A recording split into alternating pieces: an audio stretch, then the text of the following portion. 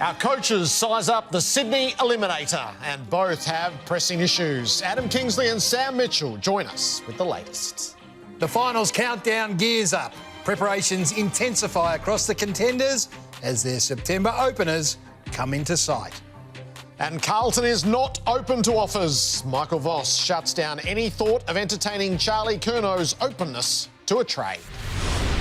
We've talked about is to step into it, embrace all of it. Get in the room and fix it.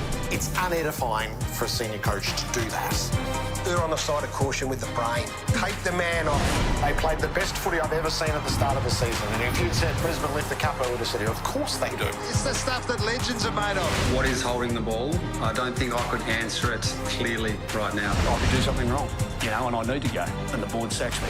The fans love it, and with no fans, no 360, right?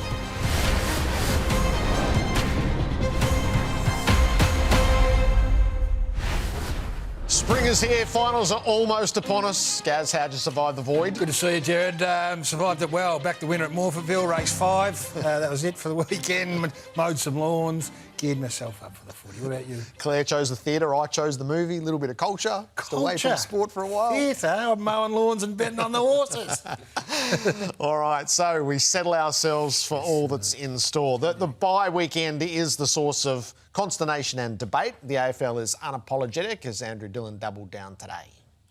What it has is allows the clubs that are in the 8 to really set themselves. It allows the clubs that are in the 8 to enjoy the fact that they've made it and then really set themselves for a big first week of finals. I think what it also does, it does open up the final 8 to be a true final 8 so that any team who's made it has got the opportunity, if things go their way, to make it there to the last Saturday in September and then be competitive then.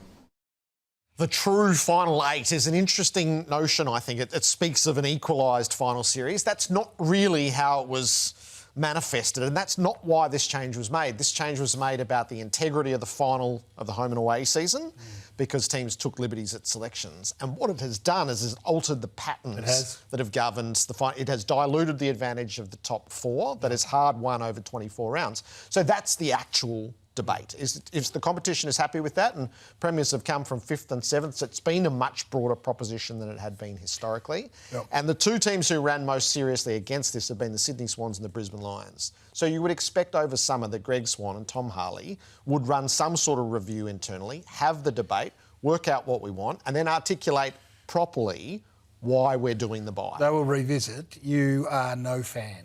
No. I think what it's done to the patterns of the final series is troubling.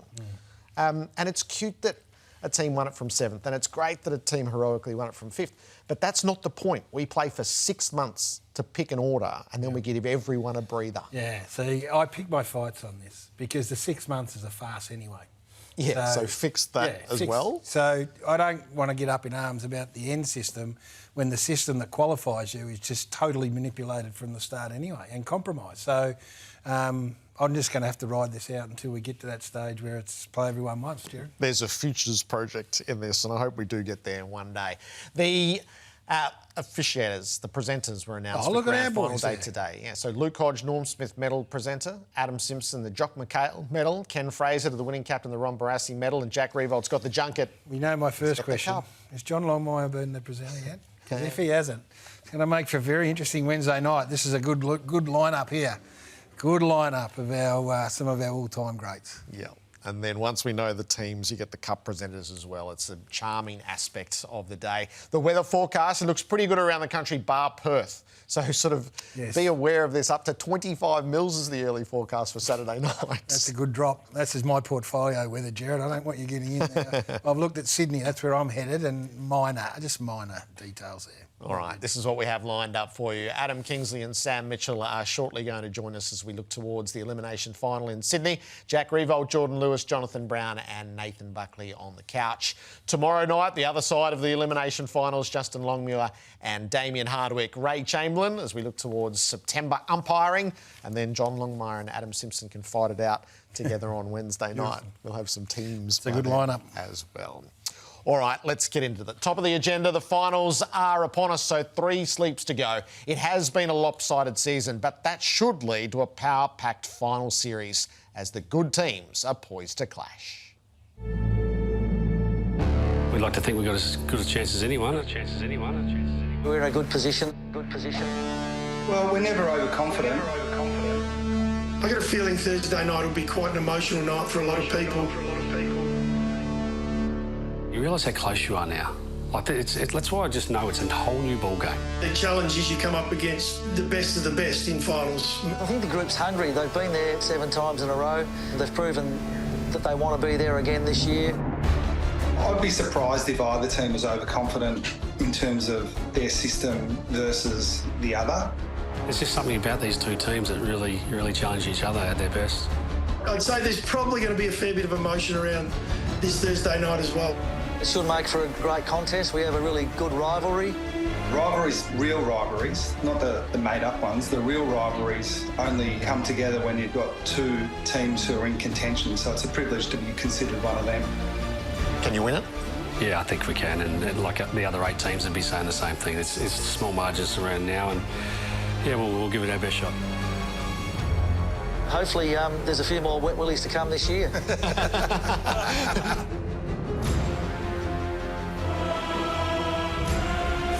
Darcy Wilmot sneaking into everything. And have his wet willy round to go.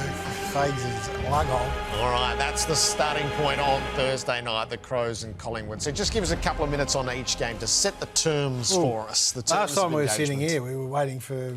we were trying to make a case for Essendon. Yes. That didn't go well, did it? No, what you said was exactly right. She was going to be a big number. So let's stay serious. So this has got recent grudge as part of it. There's been a set of thrillers that have been contentious at times, and now it feels a bit combustible as they reunite. So I did the game at the MCG earlier in the year, and they walked away from that, and you just had a feeling that Adelaide was still not quite there, and what they've done since then has been beyond reproach. They've been the best team in the comp since about that time.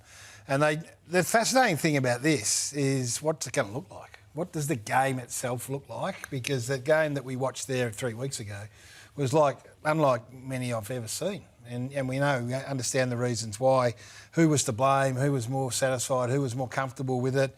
So, finals footy changes, Gerard. The whole way the game's played changes. So it is whether these 3 big tools can continue to have the impact they've had through the home and away. It's a defence of the Adelaide Crows that has become, the benchmark. And in amongst the benchmark, they've got these 2 magnificent defenders in Keane and Worrell who come up against, I think, Myercheck and McStay have been off. So I've identified that. Yep. Like it's almost a turn the tables job there. Myercheck and McStay have got to be competitive against Keane and Worrell. That's how important those 2 have become. And then you go at the other end, can Moore and Frampton and probably Maynard handle the 3 of them? Or will finals footy just dictate again that ball on ground, get to work? So it's beautifully poised. It's a great way to start. I think they've got it right. And the winner will... almost have 1 foot in it, maybe. The Crows have spent so long building for this moment, but they are untested at this stage. Yep. This is the Collingwood long suit, is gather the army, circle the wagons, get on the road, go into enemy territory, make a stand. There's a couple of generations that have been doing this, so it plays to their long suit. It does. Every single one will be convinced, and this is the week where we just sit here and wait for the game to start, because then you just speculate and you're throwing up scenarios and everyone's going to have a theory, and they'll be coached their ears off. They'll know each other's games inside out, and then it just comes down to execution on the night or the day, as it might turn out. So now this will be a belter. I'm leaning toward... I think it's real what Adelaide have been able to do, and I guess I've watched them a lot and been over to watch them a lot, which is not discounting Collingwood's chances. Anyone that suggests they know who's winning is braver than me. And if Collingwood prevail, then we'd go, they've been here before. Friday night's a couple of heavyweights who have met continuously in September's. It's just tipped in the Lions' favour in recent times. It feels so. This is heavyweight stuff. Does the premiership favourite emerge from this game? Well, no, I'm not going that far, because if Adelaide won, you've got to go over there and play them on their own ground. So, no, I wouldn't go that far. But this is genuine. These are teams who know what it takes. We were at GMHBA and we watched the Lions take on Geelong up on that Friday night game, and we thought, this will be testing for... And the confidence that just emanated from Brisbane before the game, not overconfidence, not arrogance, but just confidence in their ability to play at the level, because I think Geelong would have been red-hot favourites and they donkey-licked them. Yep. And it was Harris Andrews did a big job on Shannon Neal. I've already had a bit of a look at this for Friday night.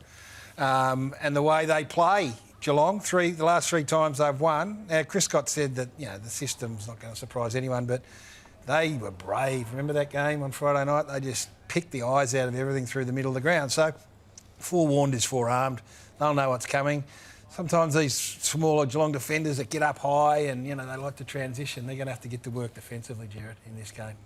Big space at the MCG. So only the great teams go back-to-back. This is the opportunity that Brisbane have set themselves for. Both of these sides will believe they're better placed than last year. Brisbane by virtue of being in the top 4 and Geelong by the personnel changes that have been made, having led that preliminary final by 4 goals or so. Chris Scott has the 2 premierships. You sort of feel like by the time he's finished it will be more than 2, but you've actually got to go in and get it done.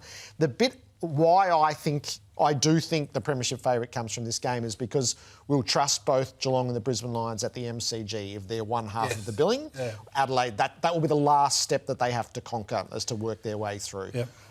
Should they win, they'll be fearsomely hard to beat in a preliminary final, but then you've got to come to the MCG. Both of these have been there and done that. That's fair. Both teams' supporters would be very confident of what they're capable of doing, and it's going to be an outstanding Friday night, and there's some players within both teams that you just can't wait to see them back on that stage. And that band Shannon Neal, I kind of keep talking about him. He's going to have a big say in things on Friday night, one way or the other. Elimination finals. It's the Giants and Hawthorn. So these are the 2 teams to me that there's a path to forge here. I don't think they're one and done in this final series. It's stacked for now. They both have the experience last year. They were jilted in semi-finals. They both would have felt like they got cut off too soon. Only one of them gets out of this, but whoever gets out of it, I think is a big threat to pummel their way a little bit deeper than Adam just one. Kingsley and Sam Mitchell will join us tonight, so we'll put the questions to them. Health versus Hollywood is how it's billed for me. So they've got some big question marks over some really big influential players, the Giants, and just how big a risk they'll take. And we'll put that to Adam when he joins us. And then you've got the Hollywood Hawks that were jumping out of their skin, trying to get back here. They won one final. They got a taste. They went down to Kenny's mob in circumstances last year that wouldn't sit well with them. And I think they're in good form, Hawthorn, as well. So, this will be great. Hogan, Stringer, Buckley, Kelly, Daniels, all got question marks. So it'll be interesting to see what sort of a mood for risk they're in. All right. And then in Perth... You're leaning one way or the other? I admire both of these. It'll probably take till selection to figure it out. Remember, this time last year, Carlton brought all of their players back and it blew up spectacularly on them. So there is a line to walk, isn't there? And they'll make the right call. But it'll be interesting to get them the mentality, the early win-the-week mentality from the coaches. And then in the West, Fremantle have been here before. It was 2022. They won their home elimination final. And then they sort of pulled it half apart and tried to rebuild it again. And now they're back and Gold Coast get their first look at it. It was a lovely piece of symmetry that the Suns had their biggest ever win at the moment of qualification. Yeah, and this is a man who gives you the confidence if you're a Gold Coast Suns supporter. It's just how quickly he can impart upon this playing group the needs of finals footy and what they need to be able to produce and how they need to play against the Fremantle side. That might have just unlocked something against the Western Bulldogs at Marvel Stadium. Not unlocked it, because that's unfair. They had been on a good winning streak, but reinforced to themselves how to play in a manner that can carry them beyond this week. So, I guess the question for me is how happy are the Gold Coast Suns with what they've achieved? So I know Fremantle wouldn't be because they've lived this before. So it's just, and that's not being disrespectful, and if Dimmer was watching, he'd probably bristle up, but, it's human nature. It's their first crack at it. Do they play with this unabated freedom, or do they go, yeah, we've done a great job, here we are, we've got that monkey off our back, or is it, this is just starting? And Damien is the best in the business to be able to get that message and bang it and bang and bang the table and bang the table, but he won't know until Saturday night when the ball gets bounced of how successful he's been. And for Fremantle, you just have to win your home final in front of nearly 60,000 fans, don't you? You do, and you play aggressive and you're back in your strengths, and CFA can ride. It's a great first week of the finals. Yeah. It really is.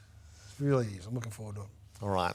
Sam Mitchell and Adam Kingsley are going to join us shortly. The trade market does spin. Charlie Curnow got to his exit interview and he said it out loud, at least to a degree, that he was open to a trade. Michael Voss was on SEN this morning to voice his view.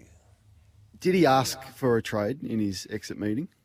Open was more the language used, and obviously from our position it was it's pretty clear. So it's we don't feel like we're certainly in that position to want to go down that path. That position was well and truly communicated back to him. And then obviously from that point on we sort of moved on to other topics and sort of talked about his year and how we can make him better and get back to that striking form that he had only 12 months ago.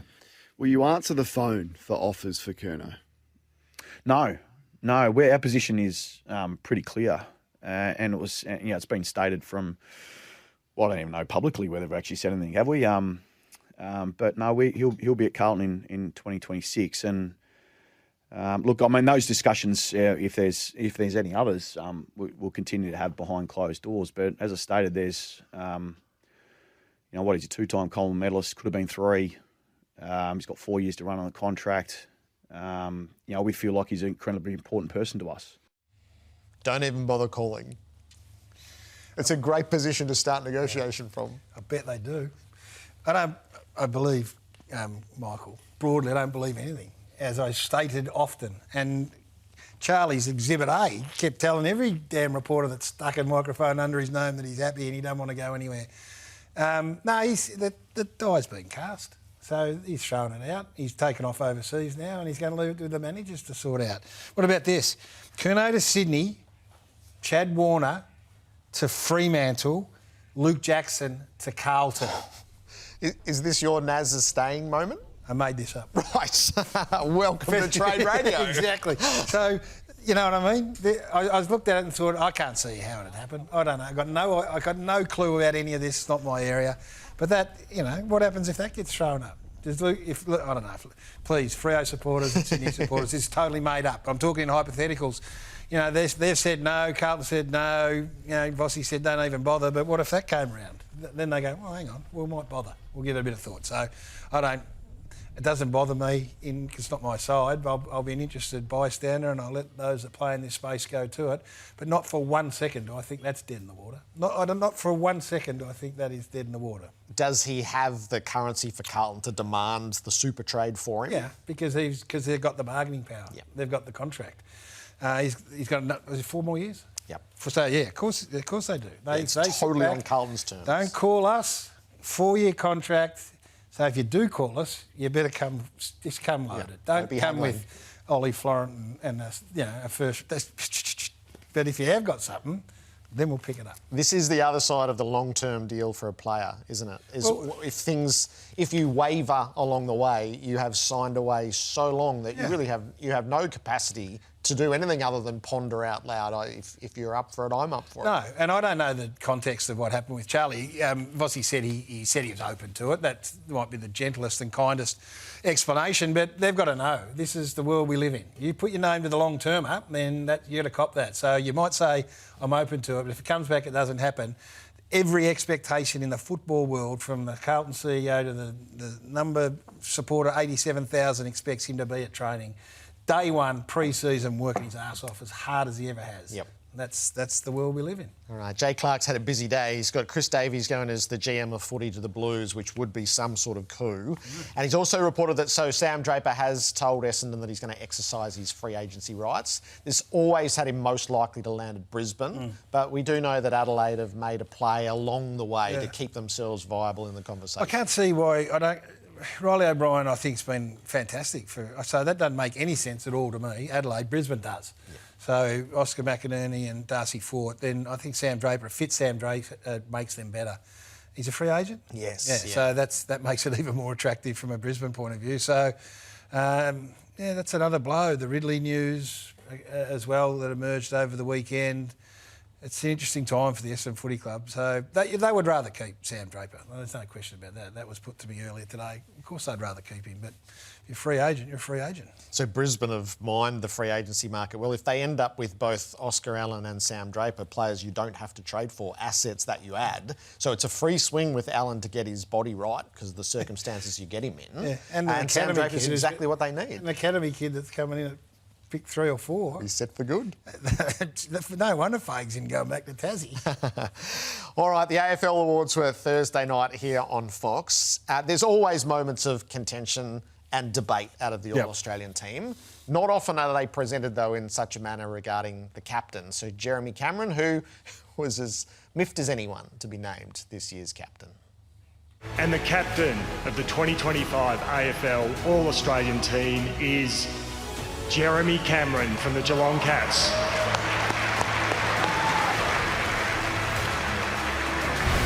I don't think I've captained anything in my life, mate. In fact, I think it was any bloody team in my life. So cast your mind back, because I was looking to see if you'd filled in at the Giants or the Cats, but you hadn't, and I couldn't see what had happened at Dartmoor, etc. So have you captained a football team before? Honestly, I've never captained anything. So Danger's asked me a couple of times to do the pre-match speech, and I've knocked him back. Right. So I've had absolutely no practice at all. It's it's just a privilege to sort of be named the captain. I'm still trying to figure out why. So this is a mistake, but you're our resident captain. How does it sit with you? It's got participation certificate vibes about it, Gerard, and that's not what the All-Australian's all about. That's not what the All-Australian captaincy should be all about. And I would think there wouldn't be another 10 people in Australia that would come up with Jeremy Cameron as the All-Australian captain. And you know this is not disrespectful to Jeremy. Jeremy doesn't think he's the All-Australian captain and was a bit sheepish about it all. There were genuine captains there for the taking, and the fact that I want it explained to me. I haven't heard it. I haven't heard any. I've got the panel here. So Eddie, Jude, Bolton, Bucks, Cornsey, Abby Holmes, Laura Kane, Glenn Jakovich, Pav. Explain this to me, because it makes no sense at all. So it's been used from time to time as a ceremonial position, and this was the case with Alex Rance and Lance Franklin. That was probably the moment where they tried to land it, and maybe they got away with that one. Then it was done again with Tom Hawkins. Just going back through the records, as Andrew McLeod was the captain one year and Greg Williams, so not absolutely without precedent. But I think what gets missed here is that the All-Australian team is critical as a historic guide, is what was football in 2025. And I think for a long time, the captain of the All-Australian has been the revered position as who is the game's great leader. So again, if you go back, you will find Paul Kelly multiple times, Wayne Carey multiple times, Michael Voss multiple times, Joel Selwood multiple times, Mark Rasciuto multiple times. It speaks of these were the game's great leaders. And now we're using it in a different way. We're saying, well, one's enough for your CV, and then we'll use it in this ceremonial way to honour perennials in the team and those who have had great careers. So what it won't tell you now is who was the great leader of the day. You'll have to go to a different list, and that's a mistake. It shouldn't have got out. It shouldn't have been got out of the room. Once it was floated with 5 club captains on the list, it should have been said, hey, this is a no. It will not fly this year. And I name the selectors for it. That's your responsibility. So has anyone tried to explain this to you in any way, shape or form? I've been off the air. Yeah, so we spoke about it a little bit with Bucks, and I'm sure they'll ask him on couch. So he's not a believer in it, but he is part of the panel that voted, and it was a hairline vote as to how it got up. So I'm absolutely sure that looking at that group, there'd be people upon that group that wouldn't have voted for that. I'll be certain of that. So it wouldn't have been a unanimous pick. Yeah, and how it gets through is beyond. And what gets missed, right? So Harris Andrews, premiership captain and perennial in the team. Jordan Dawson has been the season's best leader. Max Gawn has been the era's great leader. Yes. Marcus Bontempelli has grown into this position as the game statement, and Noah Anderson is the emerging captain. You can't ignore a group like that. You had to choose from there for the historic nature of how we're going to look back at 2025. Yeah, and the team, it's fine. Everyone doesn't agree on the team. That's okay. No, I've never get into the bashing of the selectors over the team, because but when it gets to this sort of thing, I mean, it doesn't make any sense at all. And it's a sensible group of people that are assembled to put this together. So I don't know how they arrived at it. Yeah. And it's, as I said, in an era where we're giving out certificates for participating, and it's the captaincy. The All-Australian captaincy is not that. No, we should recalibrate that from here on. Righto, let's set ourselves to the coaches who are involved in the elimination final on Saturday afternoon in Sydney, beginning with the Hawthorn coach, Sam Mitchell. They've finished 8th. I think all of us believe they're better than that.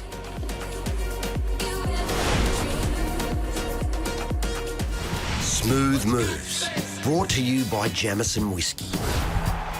There's an undeniable raw excitement about the Hawks. They have been issued with the tag of Hollywood, but they have shown heavyweight attributes throughout. There's a showmanship, all right, a swagger in Ginnivan and the wizardry of Watson and the athletic mercurialism of Mabior Chol. Their box office, they're qualified for the finals. They come in 8th. I reckon most people have them as a better proposition than that. How much damage can you do from the bottom of the 8? Our coaches are privileged access thanks to Swish. Surprise Dad with a personalised video this Father's Day. Sam Mitchell's the coach. Sam, great to have you with us. Yeah, good to be here. Just a little recap of how your last few days of the season went. So what did you have? You had a hold on 5th, a glance at 3rd, and finished up in 8th. It was a bit of a wild ride. Yeah, it was a... we did a little bit of maths, sort of spent 5 minutes every week after every game doing the math on where you'd finish depending on your result, and just weren't quite good enough against Brisbane, and we qualified, but sort of said to the players afterwards, we had a double chance, we just used it early, so I need to win them all from here. So, yes, as from 8th, history's against you. Are you here to debunk some history? That's certainly the plan. I did listen to you earlier saying that the pre-finals bye has been a blessing for 5th to 8th. So I don't think anyone's done it from 8th yet. So it's going to be nice write the storybook. Good time to do it. Do you go into reflective mode do you draw on your own personal experiences? So 26 finals you played in, 17 wins and 9 losses, including plenty of premierships. Do you draw on that now and try and impart that wisdom on this group or not? It's a long time ago. I think, if you say the last sort of final 20 of Hawthorn's was 2015, so, Wizard was probably 5 or 6 years old at that stage. So talking to the players about that, they feel like it's an old era, but certainly there are key moments. I probably rely on, Gunners and Punky and those guys to talk to the players about what those moments look like. So, but just if one of the kids came in and said, haven't played what am I expecting here when this ball gets bounced? How do you answer that? I think we're reasonably fortunate that I don't think there's going to be too much different from the footy we've played over the last month. We played, we played Collingwood at the G, Adelaide in Adelaide, and we obviously had Brisbane at the Gabba last week. So we've played in final, and all of those games meant top 4, top 2, top 8. We were fighting for our spot at that point. So there was the same feeling. The only difference this week is there's less teams playing, so there's more scrutiny. But do the things you normally do, just do them on a bigger stage. Is there a bit to draw from last year's final series for you, having had a couple of looks at it? I guess the only thing about looking backwards is you went into that's really unknown, and it'd be silly to say that means we know now, but you do have a level of confidence that we've been here before, and we've got some work to do because it is so abrupt. The finish is so abrupt. Right now, every team in it is planning for a month, knowing that other than the top 4, obviously, but the other 4 teams, we're all planning for a month, but you have to be prepared that, I am nowhere near ready for the season to be over in 5 days' time. Do you think that experience of the abrupt end last year serves an individual well as they contemplate it and fuel for it? I mean, I guess it's up to each individual. GWS would have exactly the same thing. We come up against them and they, you would argue they had every opportunity to go further than they did last year in the same way that we did. So I think both teams come into this with a little bit of pain last year. And ours is maybe a little bit longer before that, but I think both teams, were not ready for their season to finish last year and are in the same boat. I think whichever team doesn't get the win on the weekend, I think they're going to think it was a bit of a wasted season while still making growth. Yeah, the back half of the year's been like that for 9 of you.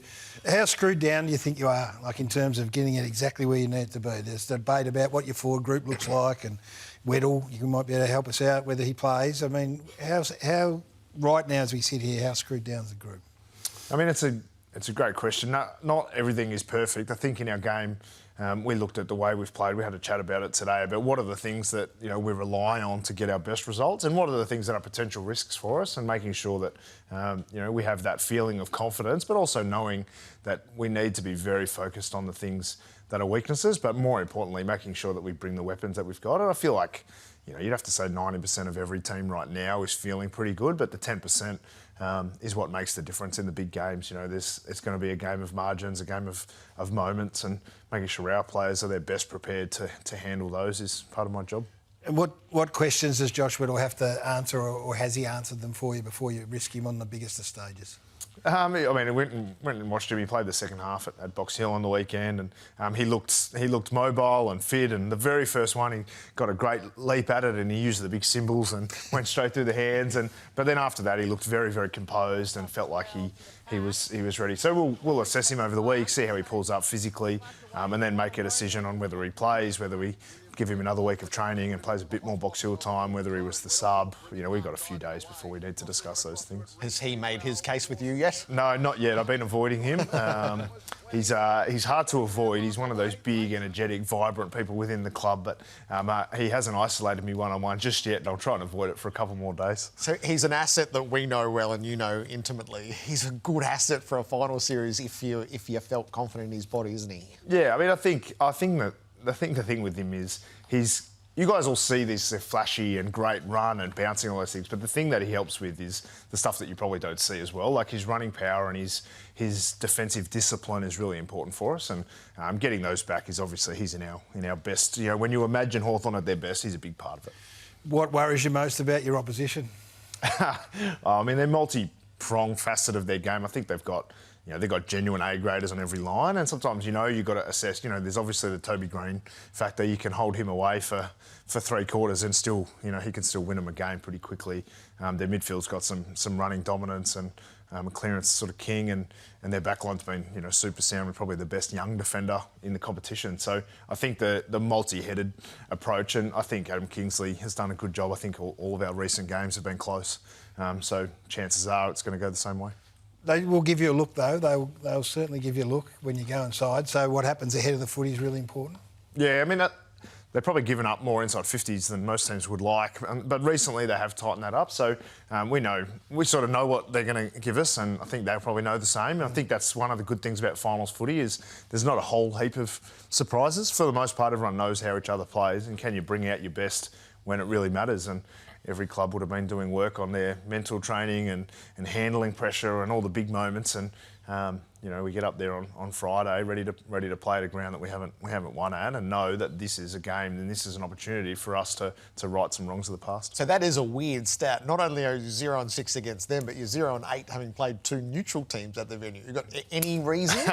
No reason at all. I think that's perfect time to break that. It's not going to last forever, and this is a good time to stop that. But I think venues in finals are interesting because you're playing for so much all the time, and every moment matters so much because it's your season on the line. So the venue will be an interesting factor, but I think we'll be okay.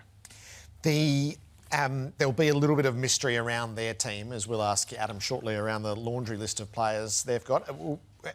What do you plan for when you've got an opposition that might have 5 key pieces that are either yeses or nos or a combination?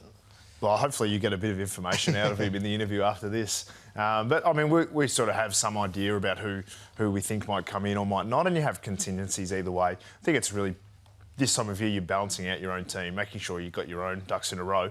And what they do, we'll be ready for whatever that is. But I think if I could figure out exactly what they're doing or whatever we're doing, I'll take us every time and make sure that our focus on what we can do and what we can produce is at its best. Are you a theme-style operator coming into this week? I hear all these themes. Do you? I love them. Have you got any? You haven't got any on me? I can drag one up. No, I don't. Well, you'll struggle because I do get a bit of criticism for being a bit themeless. Oh, really? Yeah, I'm not too big. I'm not too big on the themes. I hear all these stories of these other coaches and having all these gifts for their players and these great videos and these great things. Some of the other coaches got a fair bit of freedom to do that, but it's probably not been my strength so far. Have you got a group that would be, is there 1 or 2 in there that would be receptive to some sort of external motivation that would get them up, and you could give a name? I think there's 10 or 12 that would love a big external thing, and then there's 2 or 3, cynics at the back are like, oh, here we go, what's this going to be? So, no, there's a time for those things. We've certainly brought it out at the right time, but we'll see what this week brings. So I'm interested in that. Does it make you a cold analytical coach coming to a finals? How would you frame how you are as a coach when it gets to the pointy end? It's a good question. I haven't been as far into the pointy end as I would like to this point. So I think I'm still developing my own style and figuring out. I think every coach should be, and certainly I hope that I am the coach for the players. There's no point in me being good at my job. My only job is to make the players their best. So if they would thrive from themes and those things, then I should add that to my kit bag. So I think with our playing group, I'm reasonably pragmatic. I don't think there's any surprises in how we're going to go about it, and they know what they need to produce to play their best, and I'll try and help them do that. Have you got a name or two who you think can emerge in this game and maybe hopefully for your sake beyond that just look ready? I think we've got some. So there's all the names that you'll talk about. You know, I saw your before I came on where you talk about those guys. But I think if you look at some of our sort of middle range players who have not perhaps as established, I think someone like Josh Ward, he's really stood up in big moments for us so far and handled pressure really well. I think Massimo D'Ambrosio is another one who, you know, they're maybe not. You know, they don't hit the headlines as often as some of the others, but I think guys like that, you know, they play their role really well. I think Kel Shadir is another one. They just get their job done, and that doesn't mean they're prolific every week. But I think that range of player, you know, if we can get the best out of them, I think we'll be in good shape. Terrific. 51 weeks on, could you see Ken Hinkley on your coaching staff, Sam? I'm not sure. I'm not sure yet. Obviously, a bit of water to go under the bridge in that way, and everyone's still settling their football departments from the year just gone, let alone the year ahead. The thing that I think every club tries to do is get the very best people into their organisation to help the players as much as you can. And I had trouble coaching against him, so if he can help us in some way, then hope it'll be a phone call down the road. You see the irony in it? What irony? No. Sam, good luck on Good Sunday. on you, mate. No Good worries. luck. Thanks, guys. Good luck. Sam Mitchell, the Hawthorn coach with us. Adam Kingsley, the Giants coach, is standing by. So the other side of the equation of last year's final series, they were deep into games and unfulfilled at the end of it. They come back hosting an elimination final to start the journey of September again. Without a word of a lie, Adam Kingsley just said, "Don't remind me," and this is the whole theme of the playoff. Told you to put that up there. Preliminary final, 1 point ever so close, and the heartache of it. And then the gut-wrenching pain is there last year. Progress made, big leads in qualifying finals and semi-finals, and a summer of laments in the back of that. They've now won 9 out of 10 to set themselves up. They've just missed the top 4, but they have hosting rights in an elimination final. The Giants have always been made to play September footy, and they do have wins throughout. They're just searching for that now under Adam Kingsley as they ready themselves for the Hawks. So there we are. We failed miserably in our task. Adam Kingsley, it's all there for you, I guess. That's your journey heading to September. Welcome. Thanks, gentlemen. Thank you. What role does that play? The accumulated scars of a couple of final series as you come back to it? Plays a really important role.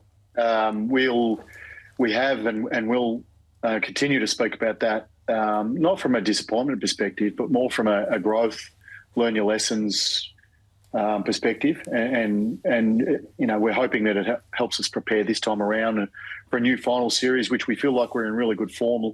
Like you mentioned, I think we've won maybe 11 out of our last 13 games or something like that. So we feel like we've been playing really strong footy in the back half of the season. And now it's another opportunity to try and capitalise on that.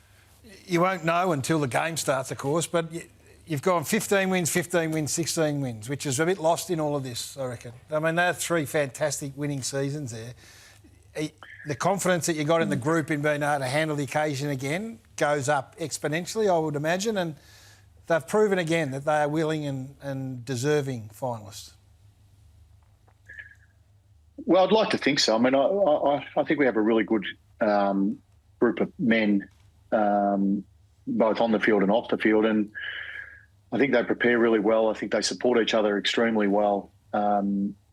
And when we get on the field, it feels like we, more often than not, play pretty good footy. So we've put ourselves in that position. Obviously, we've been relatively consistent in the home and away season across the last 3 years, but last year we didn't get it done in finals, and we're eager to rectify that this year for sure. There's sort of no point dancing around it. You have a set of players who it's unclear whether they're going to be right or not from the outside. Maybe as a theme to start with, do you have to measure the appetite for risk that you've got as you make your assessments on key players? Oh, I certainly do. We need to get through training this week. We'll have 2 more training sessions, one tomorrow and one later on in the week, where we could have 5 players available. And, I would expect that they will all be available, ready to be selected. And then as a match committee, we have to put our heads together and work out, is there any compromise to our team? Should we pick all 5? How many is the right number? Is all 5 okay? Presuming they all get through, of course. So, yeah, we'll cross that bridge a little bit later on in the week. But it's nice to have those guys potentially available and giving us a pretty tough decision. It is the storyline of what we'll be talking about, as well as your great run and form. Like Jesse Hogan, the vision of him, you look at him, and I'm sure he's not putting it out on display to try and convince us in the media, but he looks a long way away from it. And I guess these are the toughest calls to make, because you got him and Stringer in your front half, and then you got 2 mids and you got a key back. So it's across the board. What is it that swings in your favour? What is, as Gerard said, the level of risk? There is no tomorrow. I mean, we'll assess. They're either fit to play or they're not. And a old coach of mine, Mark Williams, used to always say never take injured players into finals. That was basically one of his rules. So that certainly is ingrained in me. So they'll either be fit to play or they won't be. And if they're not, we won't risk them. That's for sure. Yeah, I'm sure that's the case. But you also know that never take injured players. If that was the case, you wouldn't take anyone, because we've all got sort of one niggle somewhere. And that's the measurement, I guess, trying to work out whether it compromises you in any way. Oh, yeah. Well, the compromise will be they can't run out of game. They get injured or they re-injure themselves during the game, which forces us to sub, or, touch wood, we don't have to, but we may have already got an injury and subbed, and now we're one down on the bench. So there are some scenarios we need to work through. What's the level of risk on each? What are we prepared to accept? And then we'll move from there. But, I mean, everyone's got bumps and bruises, but they're not injured, and they can all get through the game. That's the difference. And these guys, some of them haven't played for a little while. We're really confident on some. There's some that may be a bit of a coin flip. And if that's the case, then, we'll make the call either way. Specifically on Jesse Hogan, has it been a nagging week to week, or have you sort of known best timeline was likely the start of the finals? Yeah, I think we've already known that in the short term, when I think his last game might have been against the Bulldogs, round 21, where he just wasn't ready to play. It was too much pain, and that's been gradually easing over the last 4 weeks. And so he's in a position now, should he get through the week, where he's comfortable that he can get through a game and perform, most importantly. And if that's the case, then we'll pick him. But we kind of won't know that until he runs around on Thursday, has a decent session, and kind of makes the call himself. We trust him. He knows his body extremely well. He knows whether he's capable of getting through a game, or more importantly, capable of performing in a game. So he'll make a really, important call, a solid call. That's the team before him, and we'll trust him whichever way he says.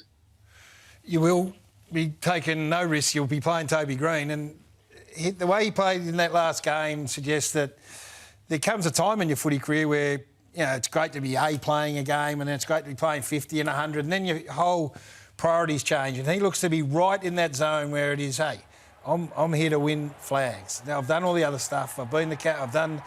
And there's a comment he made on radio here, the running back with a flight mark right at the death. He said, round 11, I'm not sure whether I'm doing that, but when you got to go, you got to go. And if that is permeating throughout the group, then you got them right where you want them. Yeah, I would agree entirely, Gary. He's elevated his game to another level where he just looks like he's desperate and prepared to do anything it takes to win. And I think that's in all phases. He's finishing beautifully, but the defensive side of his game and the contest part is where I think he's really elevated, and he's leading the way, dragging his teammates along with him oftentimes. And, big players, big moments. There was none bigger than those for us in that week against the Saints. And not only did it take a mark on the entry, he actually caught the ensuing kick in after he missed the shot. So, yeah, big players, big moments. That's what they do. And, he's going to have a few more this game and hopefully beyond that, and he's going to have to stand up. And Tom Green's form coming into a final series, and he's always been made for this time of year, hasn't he? Oh, it certainly is. I mean, I think if you look at finals, contest, stoppages, they tend to go up. Good teams defending well, play through contest, and that was what Tom Green was built for. And so we're looking forward to him. We need him to have a big final series for us to be the team that we think we can be and hope we can be. So I know he's prepared really well already. Even though there's another 4 days left of preparation, he's in a position where he's ready to go and looking forward to the game. Feels like these two teams have a bigger role to play than just an elimination final. As Sam just referenced, the team who goes out will probably feel like they've had a wasted year, notwithstanding the growth that comes within a season. Does that resonate a little bit with you? As you've got a role to play boring through this final series, and yet it's sudden death straight away. Yeah, well, I would agree with what Sam said. You know, both teams I think are capable of going all the way. They're, exciting brand of footy both teams play. I think every team in this final series is capable. So whoever wins it's going to have to win either 3 or 4 games against really good opposition. So that's what we're aiming for, and we feel like we've got the game to be able to do that. We need to deliver that, obviously, in the most important moments, and continue to deliver even when we're challenged, which is probably something we didn't do well enough in last year's final series. So hopefully we can apply those lessons learned and get a better result. We're going to let you go. You're always great to us. Did you watch enough Hawthorn over the weekend? What did you actually do on the weekend off? Weekend off? No, not quite. Yeah, I think the danger is when you get an extra week, you tend to watch a bit more vision. So got to be careful. I don't translate that over to the players, but yeah, I feel really well prepared. We're obviously really respectful of Hawthorn. They've had close games against us for the last 3 years. So, it should be a great game, and we're really well prepared. Looking forward to it. Good luck. Great to have you with us, and we'll see you up there on Saturday. Cheers, guys. Thank you. Adam Kingsley, the Giants coach. Tomorrow night's the other elimination final. Damien Hardwick, who's got his sons going to September for the first time. They'll trek across the country to face the Dockers under Justin Longmuir, who made such a powerful stand at the end of the home and away season. NAB Goal of the Year nominees. These were just held back in case something on the Gold Coast caught the eye. It didn't. They're all from the Sunday game. Jai Amos set a marker in the second term for the Dockers. And then Murphy Reid had his moment to put himself into the crush. Yeah, he didn't do himself any harm in this game. Murphy Reid for higher honours, there's no question about that. He's a star. Looking forward to seeing him on the finals stage. I think Arthur Jones might have gazumped them. What? Hardy's come from nowhere. I think so. This was such a great goal. And if they're three, that was a good game, wasn't it? Stacked with highlights. That was a month ago. It does. The NAB Goal of the Week nominees from round 24. Right, our housekeeping to set us up for the finals run. The GVP is not only the most sought-after prize in footy, the $93,000 Mustang, but the most thrilling count. Goes through the finals. All the way. We're going, every time we have a Monday show, we're casting votes. Isaac Heaney is barracking like you've never seen against those three blokes. He's a chance still, but we've got live chances everywhere. Gerard. Live chances they can everywhere. Come from anywhere. Dangerfield, Rowell, Toby Green, Hogan if he can get up, side bottom, Cozzy Pickett's in the clubhouse, Zach Bailey's there, Tom Green, Nick Dacos. So you've got rich source material to work from. The green on the top. The Mustang GT Fastback. See you tomorrow night. I'll be here. Let's head on the couch with Jack Riewoldt.